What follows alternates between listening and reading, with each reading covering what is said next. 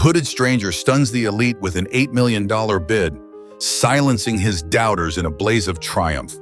Like this video, subscribe, and hit the bell to catch our latest stories. Don't miss what's next. The Miami Supercar Expo glittered like a fever dream, its glass dome refracting sunlight into a kaleidoscope of wealth and power, where chrome-plated dreams roared under spotlights.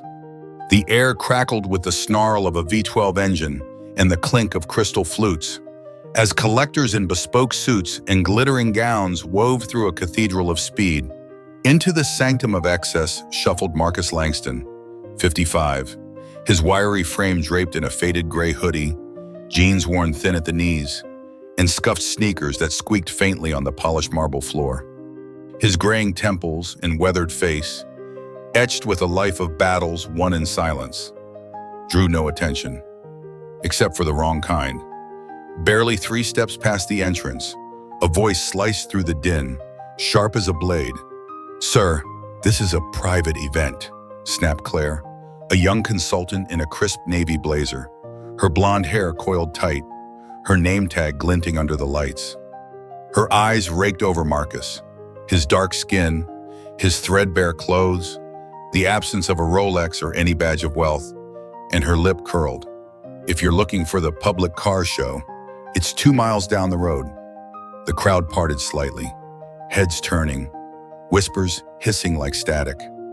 Marcus froze, his hand still on the strap of his faded backpack, his dark eyes locking onto hers. The war had begun, and he hadn't even reached the first display. Marcus's pulse quickened, not from fear, but from the old, familiar sting of being measured and found wanting. He was no stranger to this. Decades of slights, from boardrooms to backstreets, had forged his resolve into something harder than the carbon fiber beasts around him. He was a billionaire, his fortune carved from tech empires and silent investments, his name a whisper among the elite. But today he was here for the cars, the ones he'd sketched as a boy in a Chicago tenement, their curves his escape from a world that told him he'd never belong.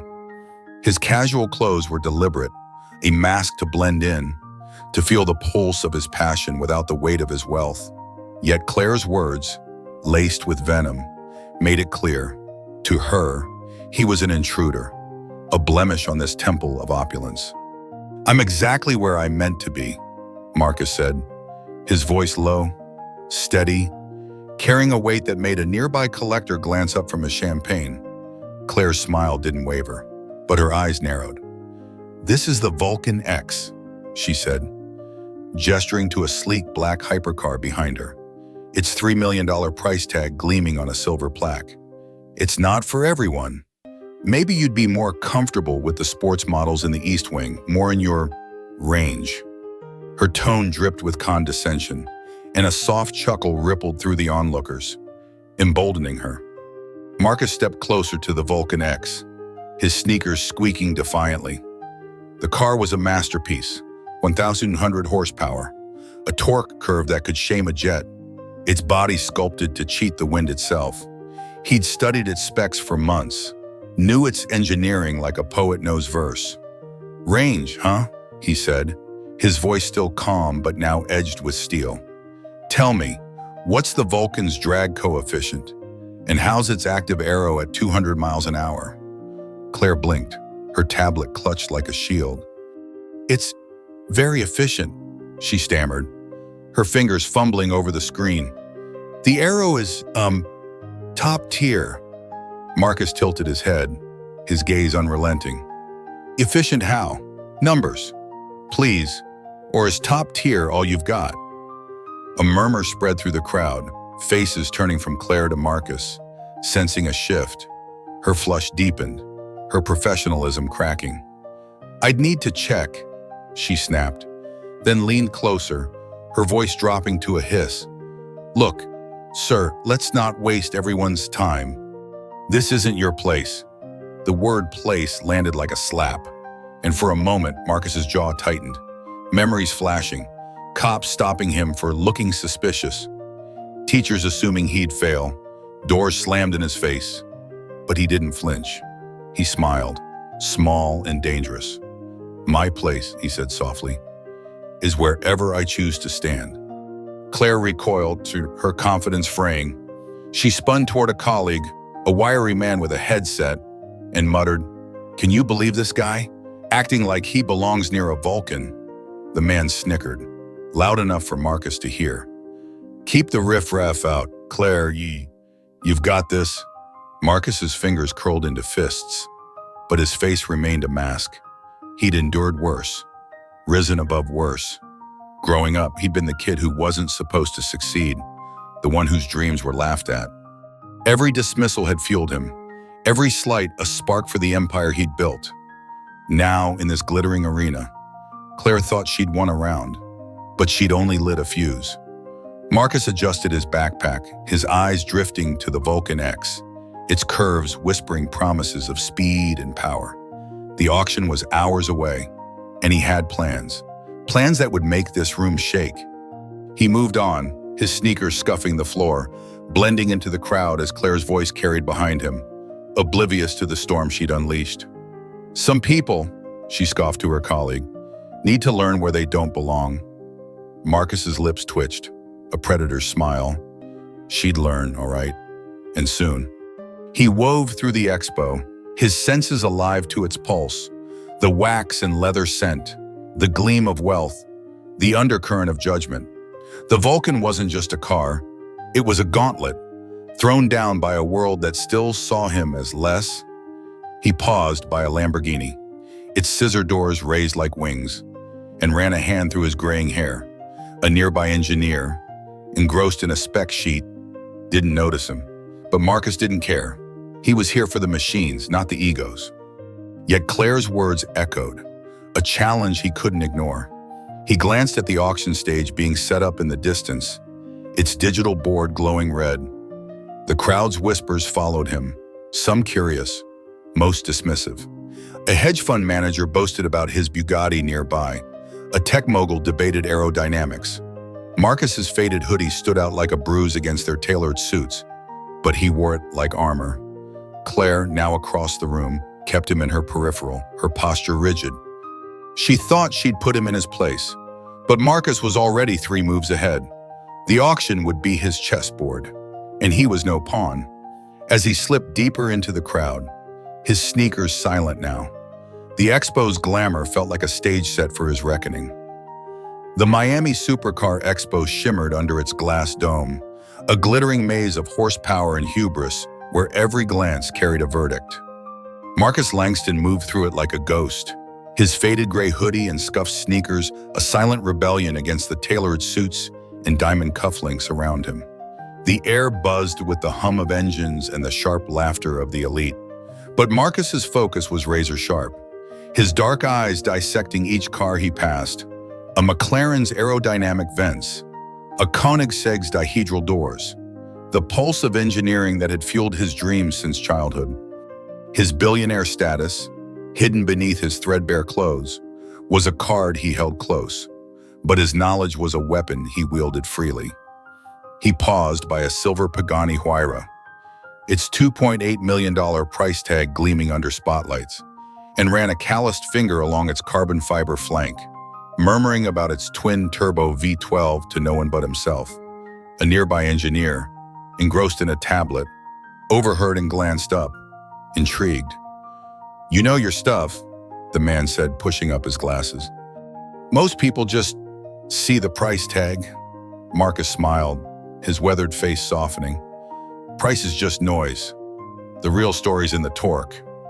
The engineer nodded, warming to him, and they fell into a quiet discussion about compression ratios and drag coefficients, the kind of talk that made Marcus's blood hum. But the expo wasn't a sanctuary, and Marcus felt the weight of eyes on him, some curious, most cutting. Claire, the consultant who tried to banish him at the entrance, hadn't forgotten him. She hovered at the edge of his vision, her navy blazer crisp, her blonde bun tighter than ever, her tablet clutched like a badge of authority. She'd marked him as trouble, an interloper in her curated world of wealth, and her gaze tracked him as he moved from car to car. Marcus sensed her before he saw her, her heels clicking closer, her presence a storm cloud in the expo's gleam. He was mid-sentence with the engineer, debating the Huayra's suspension, when her voice cut in, polished but barbed. "Excuse me, sir. Are you with a registered group?" Claire's smile was a thin veneer, her eyes flicking to his faded jeans, his backpack slung over one shoulder.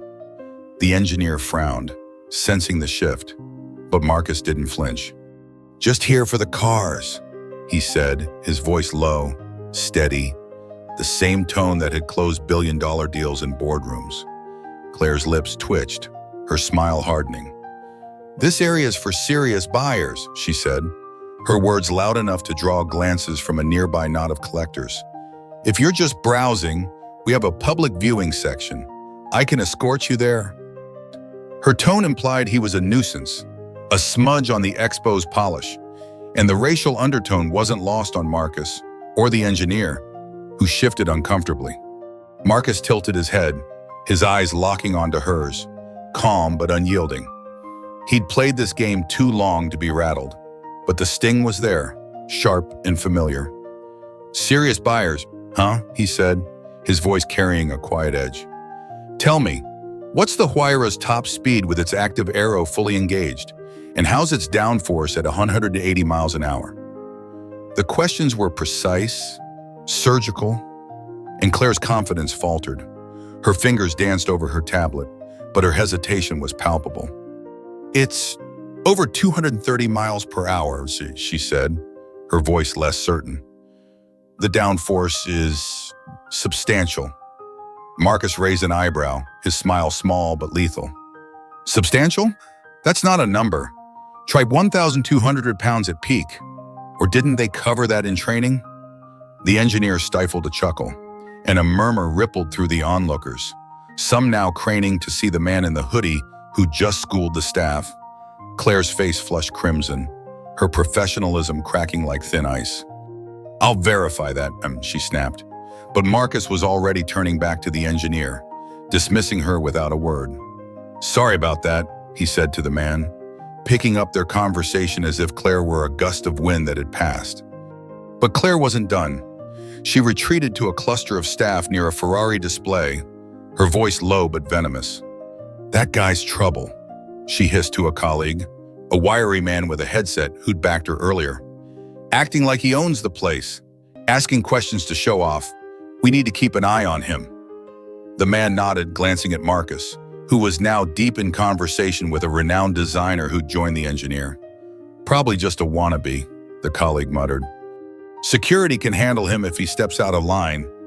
Marcus caught their words, his ears attuned to the undercurrents of judgment. He'd heard incomplete response.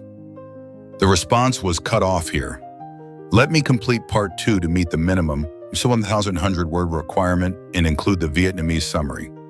The Miami Supercar Expo shimmered under its glass dome, a glittering maze of horsepower and hubris where every glance carried a verdict. Marcus Langston moved through it like a ghost, his faded gray hoodie and scuffed sneakers a silent rebellion against the tailored suits and diamond cufflinks around him. The air buzzed with the hum of engines and the sharp laughter of the elite, but Marcus's focus was razor sharp, his dark eyes dissecting each car he passed. A McLaren's aerodynamic vents, a Koenigsegg's dihedral doors, the pulse of engineering that had fueled his dreams since childhood. His billionaire status, hidden beneath his threadbare clothes, was a card he held close. But his knowledge was a weapon he wielded freely. He paused by a silver Pagani Huayra, its $2, $8 million price tag gleaming under spotlights, and ran a calloused finger along its carbon fiber flank, murmuring about its twin-turbo V12 to no one but himself. A nearby engineer, engrossed in a tablet, overheard and glanced up, intrigued. "You know your stuff," the man said, pushing up his glasses. "Most people just see the price tag." Marcus smiled, his weathered face softening. "Price is just noise. The real story's in the torque." The engineer nodded, warming to him, and they fell into a quiet discussion about compression ratios and drag coefficients, the kind of talk that made Marcus's blood hum. But the expo wasn't a sanctuary. and Marcus felt the weight of eyes on him. Some curious, most cutting. Claire, or the consultant who'd tried to banish him at the entrance, hadn't forgotten him. She hovered at the edge of his vision, her navy blazer crisp, her blonde bun tighter than ever, her tablet clutched like a badge of authority.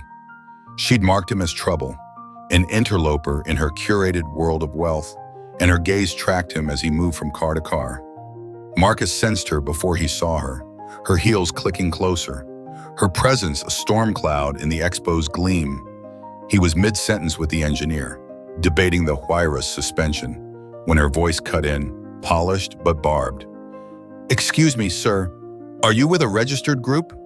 Claire's smile was a thin veneer, her eyes flicking to his faded jeans, his backpack slung over one shoulder. The engineer frowned, sensing the shift, but Marcus didn't flinch.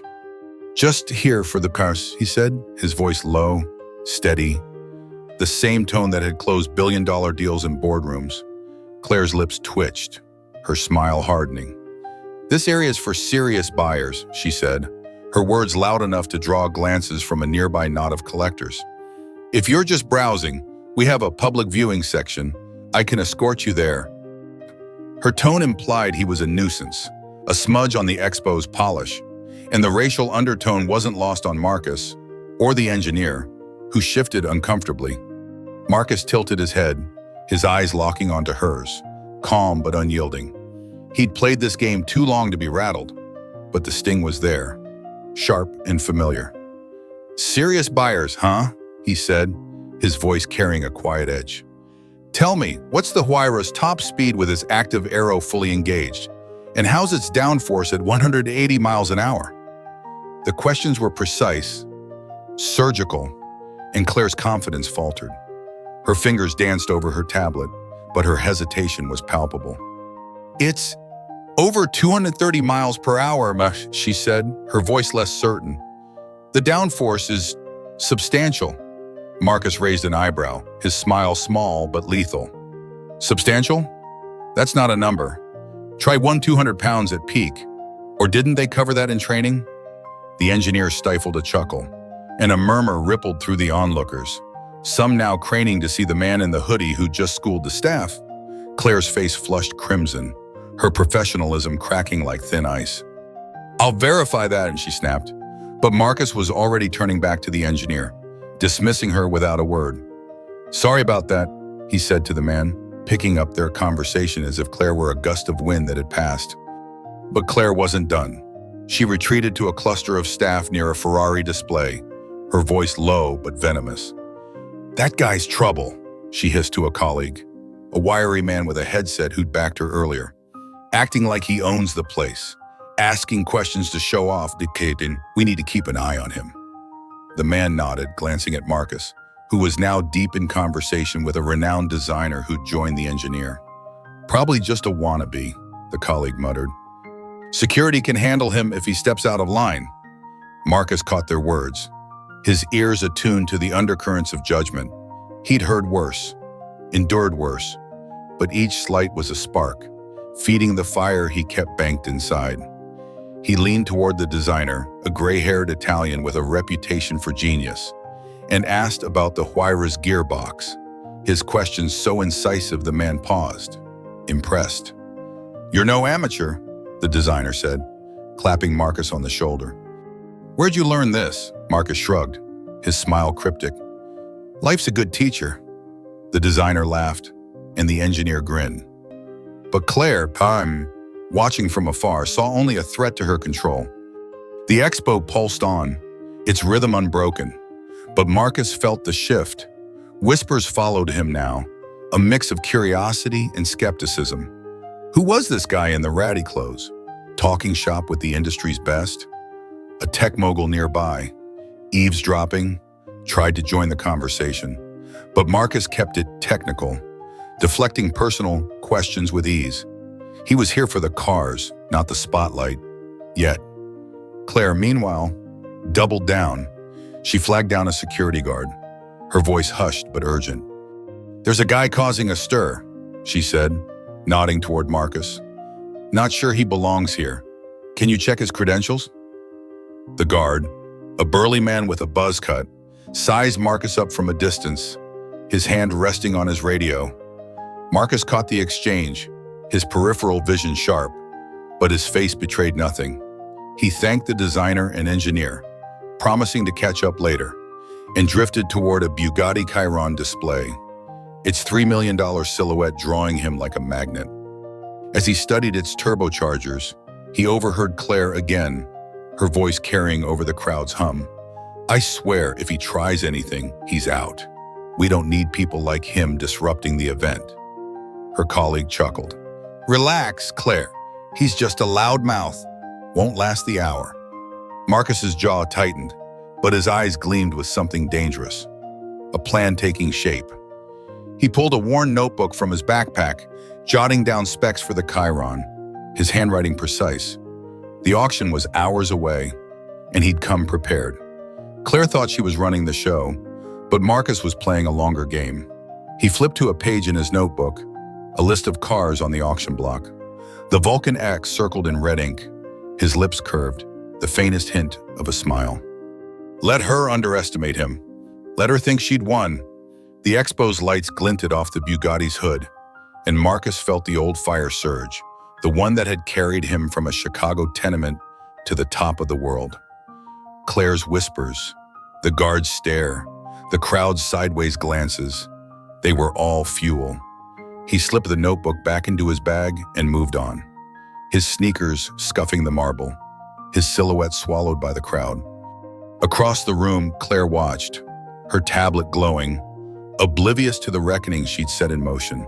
The Miami Supercar Expo thrummed with a restless energy, its glass dome trapping the heat of ambition and the glitter of wealth like a pressure cooker. The polished marble floor reflected the kaleidoscope of lights dancing across rows of supercars, each a monument to speed and ego, while the air carried the tang of wax, leather, and the faint metallic bite of engines cooling under scrutiny. Marcus Langston wove through this spectacle, his faded gray hoodie and scuffed sneakers marking him as an outsider in a sea of tailored suits and gleaming watches. His weathered face, lined with 55 years of triumphs and slights, held a quiet intensity, his dark eyes scanning the crowd with the precision of a man who'd learned to read rooms before he ever entered them. He was a billionaire, his fortune forged in the crucible of tech empires. Yet here he was invisible, by design, but not for long. The sting of Claire's earlier dismissals, her barbed words about his place, lingered like a bruise, but Marcus channeled it into focus. He'd come for the cars, for the pulse of engineering that had sustained him since boyhood. But now he was playing a bigger game, one where every glance, every whisper, was a move on the board.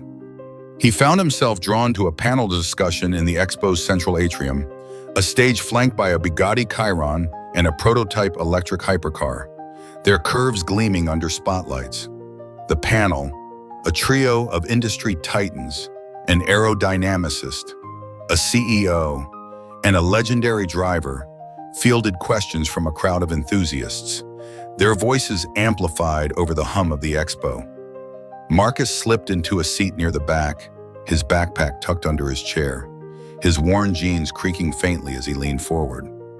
The discussion turned to the future of supercar design, and Marcus listened, his mind racing, until a lull prompted the moderator to open the floor. Hands shot up, but Marcus waited, gauging the room. Then, with a calm that belied the fire within, he raised his hand. The moderator, a silver-haired man in a pinstripe suit, nodded.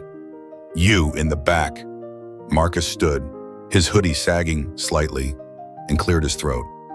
"Given the shift to electric platforms," he began, his voice steady, resonant, "how do you balance thermal efficiency and high-output batteries with the weight penalties of cooling systems, especially at sustained speeds over 200 miles per hour?" The question hung in the air, precise, incisive, cutting through the room's chatter like a blade. The aerodynamicist blinked, then leaned into his mic, a smile creeping across his face.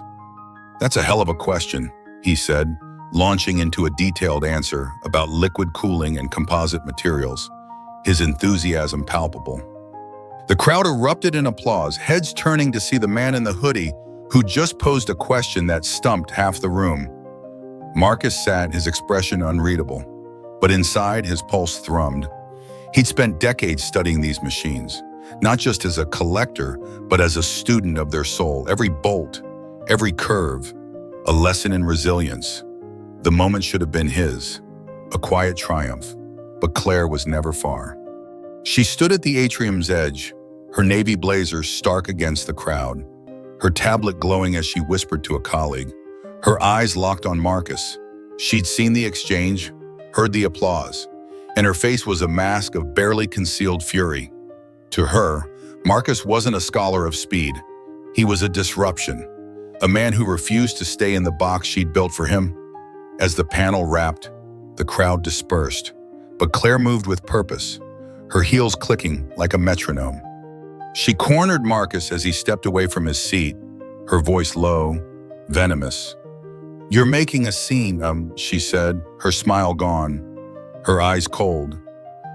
"This isn't a place for grandstanding. If you're not a verified buyer, I'll have to ask you to leave." Her words were a gauntlet, flung publicly enough to draw a small crowd, collectors, staff, a few curious onlookers, who paused, sensing drama. Marcus straightened, his backpack slung over one shoulder, his gaze meeting hers without a flicker.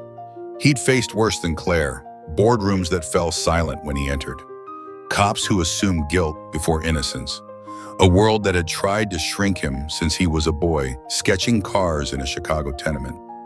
"A scene," he said, his voice low, deliberate, carrying a weight that made the air tighten. I asked a question. "You've got a problem with that. Maybe it's not me who's out of place."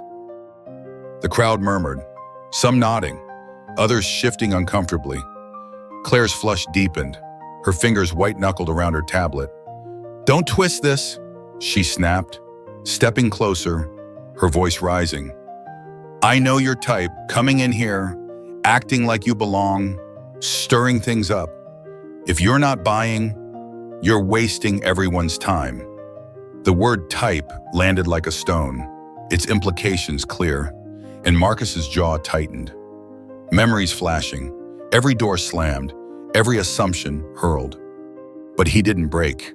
He leaned in just enough, his voice a quiet blade. "My type? Tell me. Claire, what's the torque on that Bugatti up there? Or is type the only thing you're trained to see?" The crowd gasped, a ripple of shock and admiration. Claire froze, her face a furnace, her authority crumbling. She opened her mouth, but no words came. A man in the crowd, a silver-haired collector with a Rolex glinting, chuckled softly. "Kid's got a point," he muttered to his companion. Claire spun, her eyes darting to the security guard she'd spoken to earlier, who hovered nearby, uncertain. "This isn't over," she hissed, then stormed off, her heels echoing, leaving a wake of whispers. Marcus exhaled, his heart steady but his mind alight. He'd drawn a line, and the expo felt different now, charged, alive with possibility. He thought of the auction, hours away, where the Vulcan X would take center stage. Claire's words, her assumptions, were fuel, and he was a furnace ready to blaze. He adjusted his backpack and headed toward the auction stage, its digital board being tested, red numbers flashing. As he passed a staff table, he slipped a folded note to an official, his expression unreadable. "For the auction," he said softly, then melted into the crowd, his sneakers silent, his resolve a gathering storm. The Miami Supercar Expo had transformed into a theater of anticipation, its central hall now dominated by a sleek auction stage where red velvet ropes and a towering digital board promised a spectacle of wealth and power. The glass dome overhead caught the late afternoon sun, casting prisms across rows of polished supercars that stood like silent warriors, their curves glinting under spotlights. The air was thick with the scent of champagne and polished leather, undercut by the electric hum of expectation as collectors, moguls, and enthusiasts filled the tiered seats, their murmurs rising like a tide. Marcus Langston slipped into the back row, His faded gray hoodie and scuffed sneakers a stark defiance against the sea of tailored suits and glittering jewelry around him. His weathered face, etched with 55 years of grit and triumph, betrayed nothing, but his dark eyes burned with purpose. He was a billionaire, his fortune a fortress built in the shadows of tech empires. Yet here he was, a ghost, unnoticed by the elite who saw only his threadbare clothes.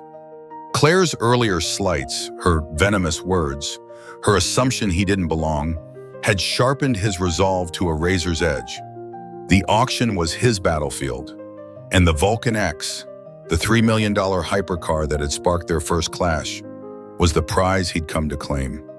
Marcus settled into his seat, his backpack tucked beneath it, his worn jeans creaking faintly as he scanned the room. The digital board glowed red, its numbers ticking upward with each lot, while the auctioneer, a silver-haired man in a tuxedo, wielded his gavel with theatrical flair. Claire stood near the front, her navy blazer crisp, her blonde bun gleaming under the lights, schmoozing with a nod of wealthy clients, men in Rolexes, women in diamonds, who hung on her every word. She hadn't noticed Marcus yet, her focus on the power players she deemed worthy, but her earlier confrontation lingered in the air like static. Marcus caught her glance sweeping the crowd, her lips curling when her eyes grazed the back rows, where he sat among lesser bidders and curious onlookers. To her, he was a speck, a nobody who dared to challenge her authority and lost. He leaned back, his fingers drumming lightly on his knee, his calm a stark contrast to the frenetic energy around him. The auction began with a roar. The first lot, a ruby-red Ferrari 488 Pista, drawing bids that climbed past $1.2 million in seconds. The crowd buzzed, paddles flashing, voices sharp with competition. Marcus watched, his mind calculating, his plan unfolding like a chessboard in his head. The lots rolled on, each car a masterpiece, a Lamborghini Aventador SVJ, its $1.5 million bid sealed with a cheer, a McLaren Senna, its $2 million sale sparking gasps. Marcus remained still, his paddle untouched, his presence invisible to the front rows where Claire whispered to her clients, her smile practiced but smug. She glanced his way once, her eyes narrowing as she spotted the hoodie, the sneakers, the man she'd dismissed as a fraud. Her smirk was fleeting, but Marcus caught it, his jaw tightening. He thought of her words, "Not your place, your type," and the fire that had burned since boyhood flared hotter. He'd grown up in a Chicago tenement, sketching cars on scraps of paper, dreaming of machines that could outrun the world's limits. Every slight, every closed door, had built the empire that made him untouchable. And now, Claire's arrogance was just another obstacle to crush. The auctioneer's voice snapped him back, announcing a mid-tier lot. A sleek Aston Martin DB11 AMR, starting at $800,000. Marcus shifted, his hand brushing his paddle, and with a subtle lift, he bid. The room barely noticed, the bid modest, but Claire's head whipped around, her eyes locking onto him, her smirk fading. $850, called a rival bidder, and Marcus raised his paddle again, his face impassive. The lot closed at $900,000, his bid victorious, and a ripple of surprise passed through the back rows. Claire's face was a storm, her tablet clutched like a lifeline as she leaned toward a colleague, her voice low but sharp. "He's bidding? That guy? Must be a mistake." Her colleague, the wiry man from earlier, shrugged. "Probably showing off. He'll crash out soon." Marcus heard the exchange, his ears sharp, and allowed himself a small smile. Let them think it was a fluke. Let them underestimate him. The auction surged forward, the stakes climbing, the crowd's energy electric. A rare Porsche 918 Spyder sold for $2.8 million. The winner, a tech mogul in a velvet blazer, grinning as applause erupted. Claire clapped, her focus back on her clients. But Marcus felt the moment approaching, the air tightening like a coiled spring. The auctioneer's voice boomed, announcing the star of the night, the Vulcan X, a black hypercar with 1,200 horsepower, its $3 million reserve a gauntlet thrown to the room. The digital board reset, zeros glowing red, and the crowd leaned forward, paddles poised. Marcus straightened, his pulse steady, his eyes flicking to Claire, who stood by the stage, her confidence unshaken, oblivious to the storm gathering in the back row. The bidding opened at $3.2 million, a paddle flashing from a hedge fund manager in the front. $3.5, called a woman in a sapphire gown, her voice crisp. The numbers climbed. $4 million, $4.5 million. The room a frenzy of wealth and ego. Claire moved among her clients, whispering strategies, her tablet glowing, her eyes never straying to Marcus. He waited, his paddle still, his calm a predator's patience. The bids hit $5 million, then $5, the crowd gasping as the hedge fund manager pushed to $6 million. The auctioneer's voice was a drumbeat, urging the room higher. Marcus felt the weight of every slight, Claire's words, the crowd's whispers, a lifetime of being measured and found wanting. He thought of the boy who dreamed of cars like this, the man who'd built a fortune to own them. The bid stalled at $6.2 million, the room holding its breath. Then, with a movement so deliberate it seemed to slow time, Marcus raised his paddle, his voice clear, unshaken. $7 million. The room erupted, heads whipping toward the back, gasps and murmurs colliding. Claire froze, her tablet slipping slightly, her eyes wide as they found him. The man in the hoodie, the nobody, now the center of the storm. Marcus met her gaze, his expression unreadable, his paddle steady, and the auctioneer's gavel hovered, the room teetering on the edge of history.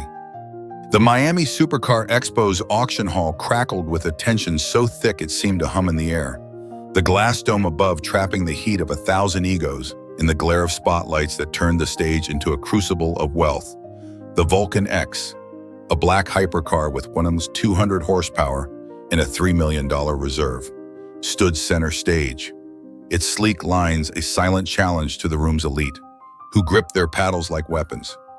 The digital board blazed red, its numbers frozen at $7 million. Marcus Langston's bid, a thunderbolt from the back row that had silenced the crowd. Marcus sat, his faded gray hoodie sagging, his scuffed sneakers planted firmly on the marble floor, his weathered face a mask of calm amid the chaos he'd unleashed.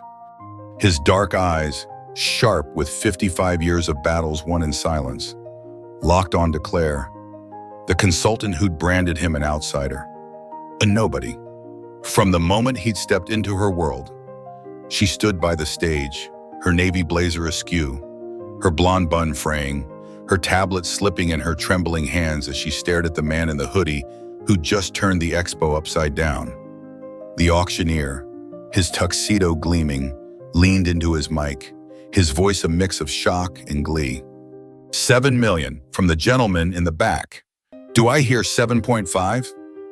The room held its breath, paddles still, eyes darting between Marcus and the front row moguls who'd ruled the night until now. Claire's face was a furnace, her lips parted, her earlier smirk replaced by a dawning horror. She whispered frantically to a colleague, the wiry man with the headset, who scrambled to pull up bidder profiles on his tablet. Marcus caught their panic, his lips twitching with the faintest smile. He'd planned this moment, savored it, every slight from Claire. Not your place, your type, fueling the fire that had carried him from a Chicago tenement to a billionaire's throne. The crowd buzzed, whispers swelling into a roar as heads craned to see the man who dared to bid $7 million. A hedge fund manager in the front, his paddle limp, muttered, "Who the hell is that guy?" A woman in a sapphire gown, her diamonds glinting, leaned toward her companion, her voice sharp. "He's got to be a proxy. No way he's got that kind of money." Marcus heard it all, his ears tuned to the room's pulse, but he remained still, his paddle raised, his gaze never leaving Claire. The auctioneer's voice boomed again. 7.5, this is the Vulcan X, a once-in-a-lifetime machine. A tech mogul in a velvet blazer hesitated, then raised his paddle. 7.5. The crowd gasped, but Marcus didn't flinch. He lifted his paddle, his voice clear, unshaken. 8 million. The room erupted, a tidal wave of shock and awe. Claire's tablet hit the floor with a clatter, her colleague fumbling to retrieve it as she staggered back, her eyes wide with disbelief. The auctioneer's gavel hovered, his grin wide. 8 million. Do I hear 8.5? The tech mogul shook his head, his paddle dropping, and the hedge fund manager slumped, outmatched. The silence was deafening, broken only by the auctioneer's chant. 8 million. Going once. Going twice. Claire spun toward the auction official, her voice a desperate hiss. Check his credentials. There's no way. But the official, a stern woman in black, cut her off, her tablet already open.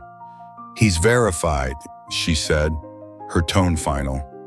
Marcus Langston, registered bidder, pre-approved for unlimited bids. The name landed like a bomb, and Claire's face drained of color. The crowd's whispers turned to a frenzy, phones flashing as attendees Googled the name. A silver-haired collector in the third row gasped, his voice carrying. Langston, the tech titan? He owns half the supercar museums in the country. The revelation spread, a wildfire through the room, and Claire's knees buckled, her hand gripping the stage for support. Marcus stood, his hoodie sagging, his jeans worn, but his presence now a force that filled the hall. The auctioneer slammed his gavel.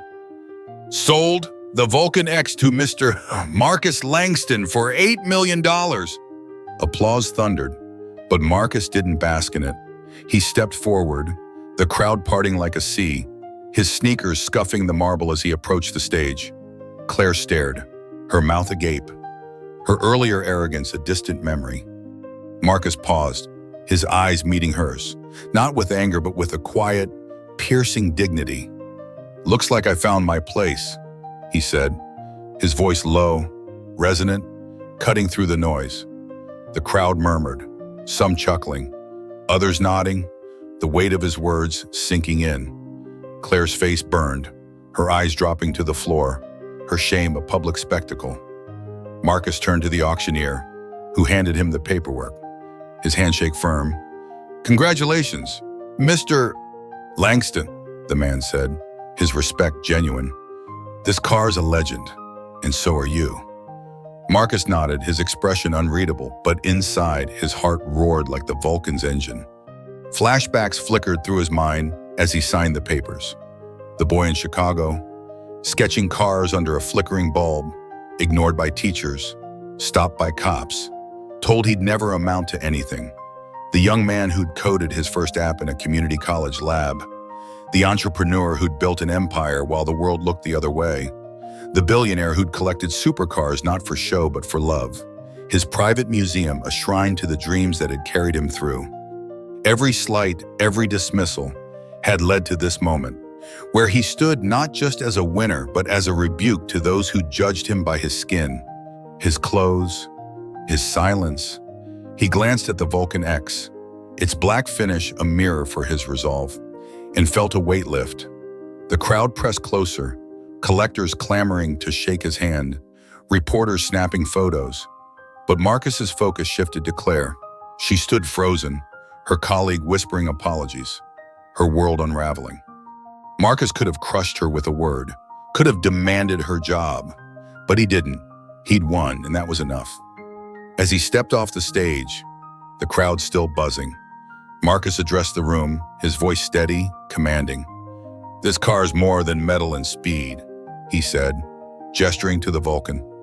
It's a reminder, don't judge a man by what you see, but by what he does. The applause was deafening, the room united in awe, and Claire's head bowed, her shame complete. Marcus turned, his backpack slung over one shoulder, and walked toward the Vulcan, his triumph a beacon in the expo's glare.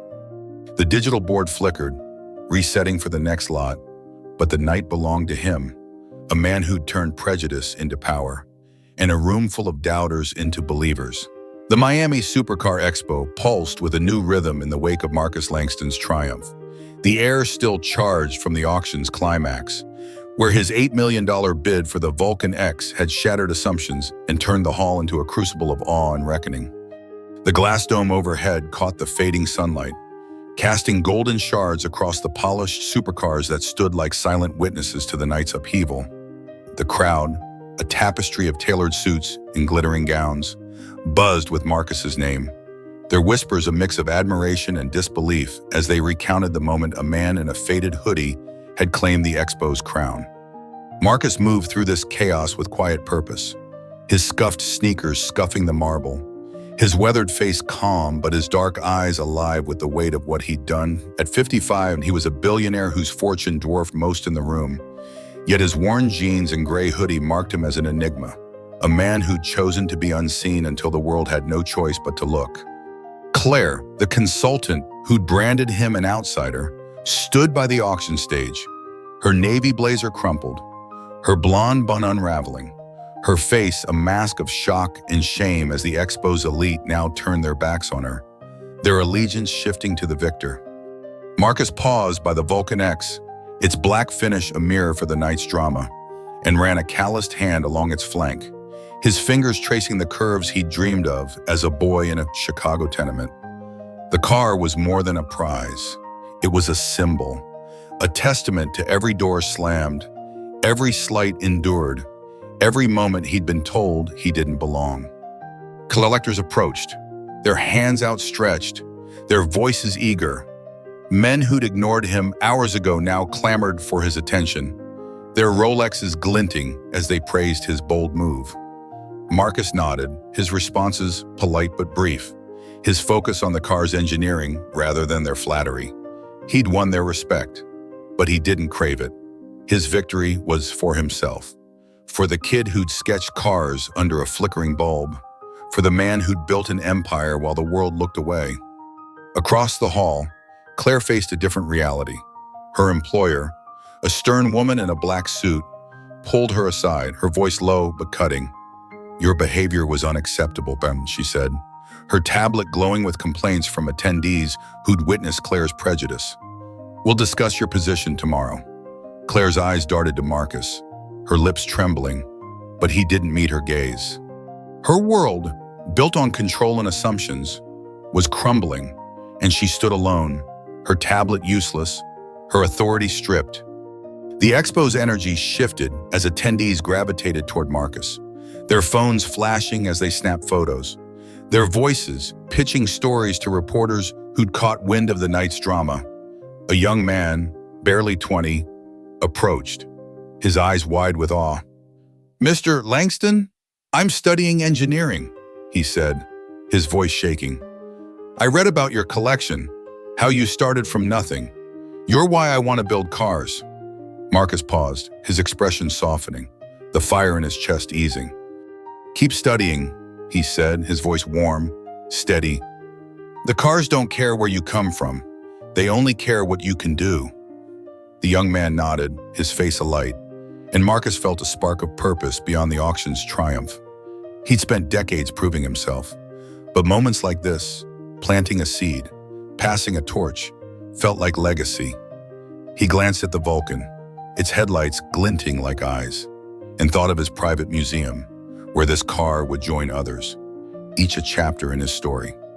But the night wasn't over, and the weight of Claire's actions lingered, a question he hadn't yet answered.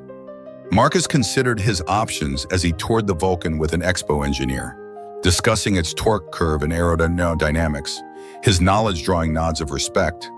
He could press the issue, demand Claire's termination, or let the expo's fallout handle her fate. Her prejudice had been public, her shame a lesson in itself, but Marcus knew the cost of silence, the way it let bias fester.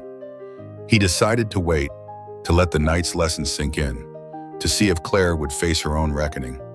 As he spoke with the engineer, the crowd's chatter grew, stories of the mystery bidder spreading beyond the expo's walls.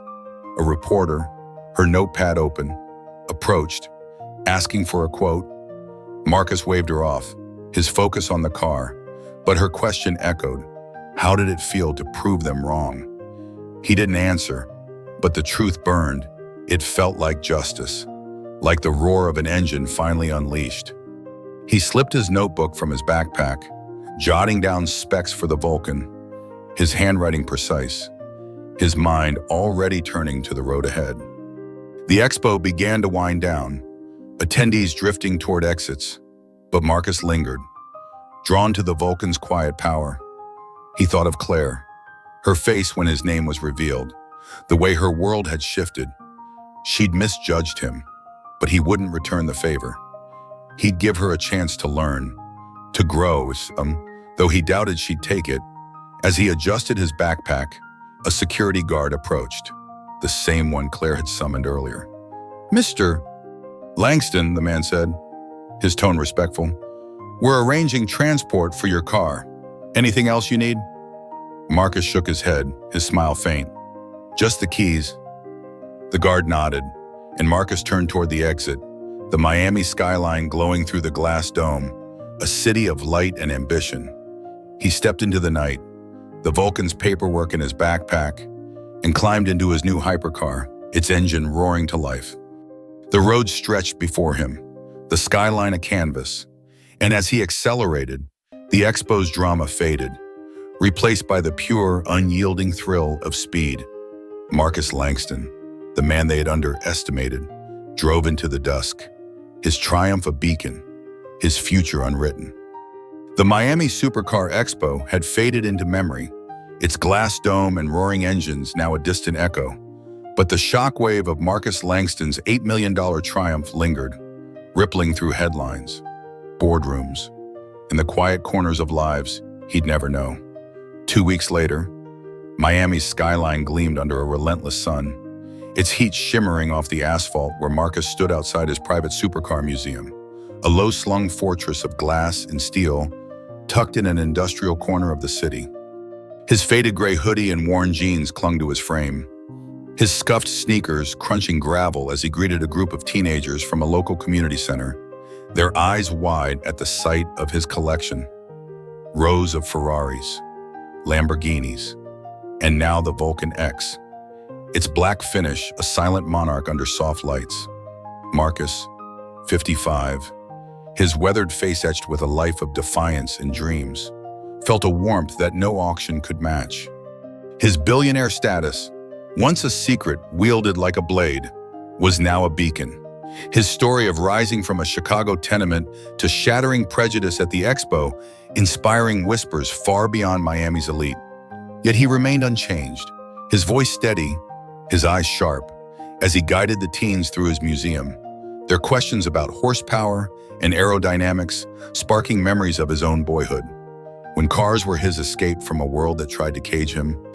The expo's fallout had spread like wildfire. News outlets ran features on the mystery bidder. Their headlines, "Billionaire in disguise stuns supercar elite," paired with grainy photos of Marcus in his hoodie, paddle raised, Claire's shocked face in the background. Social media buzzed, posts dissecting Claire's prejudice and Marcus's poise. Some calling him a hero, others a wake-up call for an industry steeped in exclusivity. The story struck a chord with an older generation, Americans over 60 who'd seen their own battles against bias. There are letters to editors praising Marcus's dignity, his refusal to let hate define him. Invitations poured in, keynotes at automotive conferences, guest spots on talk shows. But Marcus declined most. His focus on his museum and the kids who saw themselves in his story. One email, however, stopped him cold, a message from Claire, sent through his assistant. Its subject line a single word, apology. He read it in his office. The Vulcan X visible through a glass wall, its presence a reminder of that night. Claire's words were halting, raw, admitting her shame, her ignorance, her assumption that Marcus didn't belong. "I was wrong," she wrote. "I'm trying to learn, to be better. I hope you can forgive me." Marcus leaned back, his fingers drumming on his desk, the weight of her words settling like dust after a storm. He thought of Claire's face at the expo, her world unraveling as his name echoed. Her employer's reprimand, the crowd's shift. She'd lost her job. He'd heard, fired not for her mistake, but for the public backlash. The sponsors who demanded accountability. Part of him felt justice, a clean cut for her prejudice. But another part, the one that had mentored kids like the ones outside, saw a chance for redemption. He typed a reply, his words measured but firm. Words are a start. Claire. Actions are what matter. Learn from this and make it right. Not for me, but for those who come after. He hit send, then closed his laptop, his gaze drifting to the Vulcan. Forgiveness wasn't absolution, but it was a door left open, a choice he'd made long ago to rise above rather than strike down. He stood, adjusting his hoodie, and rejoined the teens, their laughter filling the museum as they crowded around a Pagani, their dreams as vivid as his had been. The industry felt Marcus's impact too. Conference panels now debated inclusivity, spurred by his story, with organizers citing the Langston moment as a call to rethink who belonged in their rarefied world. A major car brand, stung by association with Claire's firm, pledged scholarships for underrepresented engineers, and Marcus quietly matched their funds. His donation anonymous, but his influence clear. He hosted his museum event that week, opening its doors to local youth, their faces a mix of awe and ambition as they touched cars they had only seen in magazines. Marcus moved among them, his sneakers scuffing the polished floor, answering questions with the patience of a man who'd once been them. A girl, maybe 16, sketched a car's wing in her notebook, her pencil flying, and Marcus paused, his heart catching. "Keep drawing," he said, his voice soft but fierce. "Those lines can take you anywhere." She nodded, her eyes bright, and Marcus saw his younger self, the boy who'd defied a world that said he couldn't. As the event wound down, Marcus stood by the Vulcan X, its presence a quiet anchor. He thought of the expo, of Claire's apology, of the kids who'd left with fire in their eyes. His story had shifted something, not just in Miami, but in the broader tapestry of dreams and barriers.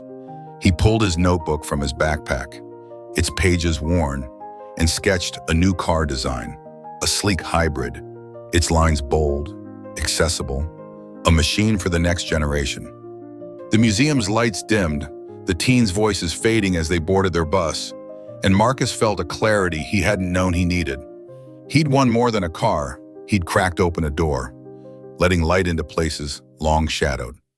He tucked the notebook away, his fingers brushing the Vulcan's key in his pocket, and stepped outside, the Miami dusk painting the sky in hues of fire. The road ahead was his, not just for driving, but for building. And Marcus Langston, the man who turned a hoodie into a crown, was ready for whatever came next. The Miami dusk bled into night, its skyline a constellation of glass and steel that shimmered against the Atlantic's dark expanse, a city where dreams and ambition collided with the relentless pulse of possibility. Marcus Langston stood on the rooftop of his private supercar museum, the Vulcan X parked below in a glass-walled gallery, its black finish catching the city's glow like a captured star. His faded gray hoodie hung loose on his 55-year-old frame, his worn jeans and scuffed sneakers a quiet defiance against the wealth that defined him, a billionaire whose empire spanned tech and innovation, yet whose heart beat for the cars that had carried him from a Chicago tenement to this moment. The air was warm, tinged with salt and the faint roar of Miami's streets, and Marcus leaned against the railing, his weathered face etched with lines of resilience, his dark eyes tracing the horizon. The expo, now a month past, had been a crucible. Its $8 million triumph a spark that had ignited something larger, a legacy he was only beginning to shape. Claire's apology, the inspired teens, the industry's reckoning, they were ripples. But Marcus saw waves, a future where dreams like his could thrive without the barriers he'd shattered. He launched his latest venture that week, a supercar scholarship fund for aspiring engineers from underserved communities. Its announcement quiet but deliberate, seeded with $10 million from his own fortune. The fund wasn't just money, it was a bridge, connecting kids like the boy he'd been, sketching cars under a flickering bulb, ignored by a world that saw only his skin, to the tools and mentors who could lift them higher. Applications had flooded in, hundreds of essays from teens across America, their words raw, hopeful, echoing Marcus's own hunger. He'd read them late into the night, his office lit by the Vulcan's glow through the glass, each story a reminder of why he'd fought, why he'd stood in that expo and turned prejudice into power. One applicant, a 17-year-old girl from Detroit, had sketched a hybrid supercar, its lines bold, efficient, her notes citing Marcus's museum event as her spark. He'd pinned her drawing to his wall, a talisman of what was possible, and promised himself to mentor her personally, to be the guide he'd never had. The scholarship was his answer to the expo's lessons, a way to ensure no one else had to wear a hoodie to prove their worth. Claire, too, had become part of the story's arc. She'd taken his reply to heart, her actions surprising him. Fired from the expo firm, she'd started volunteering at a community center, teaching career skills to young adults. Her focus on dismantling the biases she'd once wielded. She'd written again, not to Marcus, but to a local paper, her op-ed, a public reckoning.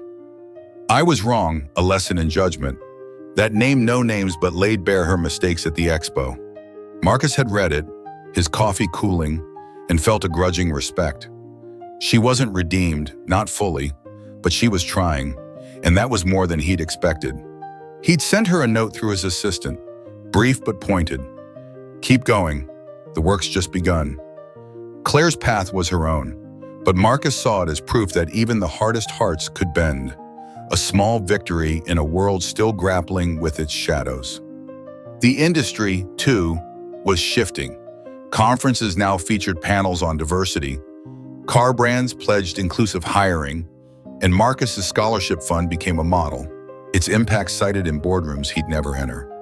He stepped back from the railing, his sneakers scuffing the rooftops concrete, and pulled his worn notebook from his backpack, its pages a chronicle of dreams, sketches, specs, ideas that had fueled his rise. He flipped to a new page, his pencil moving with purpose, outlining a concept car for his scholarship's first project. A sleek, affordable supercar, electric, accessible, its design a challenge to the elite's gatekeeping. The teens would help build it, their hands shaping the future. Their names on the prototype, Marcus saw it clearly, a car that roared for the underdog, a machine that said anyone could belong. He thought of the expo, of Claire's sneer, of the crowd's gasps when his name was revealed. That night had been a turning point, not just for him, but for those who'd watched, for the older Americans who'd written him letters, their stories of overcoming bias a mirror to his own. They saw in Marcus a truth they'd lived, that dignity, not wealth, defined a man, that resilience could rewrite any script. The city's hum rose, a distant siren blending with the ocean's breath, and Marcus closed his notebook, his fingers brushing the Vulcan's key in his pocket. He'd drive tonight, the hypercar's roar a reminder of what he'd earned, what he'd proven. The road from Chicago to Miami had been long, paved with slights and victories, but it stretched further still, toward a horizon he was shaping with every scholarship, every sketch, every kid who dared to dream. He thought of the boy he'd been, the one who'd believed in cars when no one believed in him, and felt a peace that no auction could buy. Claire's op-ed, the teens' essays, the industry's slow awakening. They were threads in a tapestry he'd helped weave, a legacy that would outlive him. He descended to the museum, the Vulcan waiting, and slid into its cockpit, the leather cool against his hoodie. The engine roared, a primal song, and Marcus pulled onto the highway, the Miami skyline fading in his rear view. The night opened before him. As he accelerated, the Vulcan's speed a pulse in his veins, Marcus saw the road ahead, not just the asphalt, but the path he'd carved for others. The scholarship would grow, the concept car would roll out, the kids would rise, Claire would keep learning, or she wouldn't. But Marcus's work was done there. He'd turned a moment of prejudice into a movement, a single bit into a beacon. The city blurred past, its lights a dance, and Marcus Langston, the man who'd worn a hoodie like a crown, drove into the future, his spirit as unbreakable as the machines he loved. His legacy, a road that stretched beyond the horizon, inviting all to follow. Marcus, a billionaire in disguise, overcame prejudice with an $8 million victory, inspiring change. Thanks for listening. Like, share, subscribe, and hit the bell to never miss our latest videos. Your support means everything. Spread the story.